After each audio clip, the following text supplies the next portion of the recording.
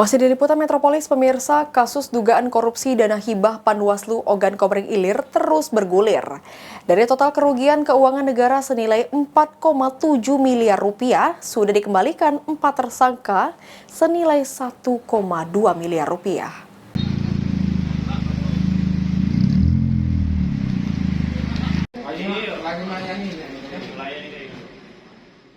Kasus dugaan tindak pidana korupsi pengelolaan dana hibah Panwaslu tahun anggaran 2017-2018 terus bergulir. Penyidik Kejaksaan Negeri Ogan Komering Ilir hingga saat ini telah menetapkan 4 orang tersangka dalam kasus yang merugikan keuangan negara senilai 4,7 miliar rupiah.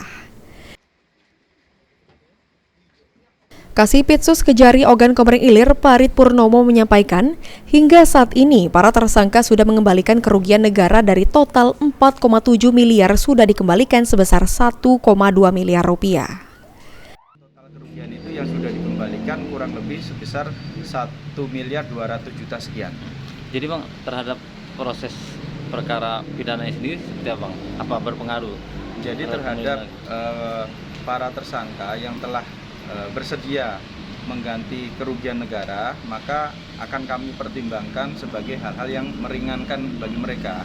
Namun proses hukum tetap berjalan sebagaimana mestinya. Oke. Para tersangka yang sudah bersedia mengembalikan kerugian negara akan menjadikan pertimbangan bagi hal-hal yang meringankan mereka. Namun, untuk proses hukum masih akan tetap berjalan sebagaimana mestinya dan tetap dalam pengembangan tim penyidik. Novan Wijaya, PAL TV.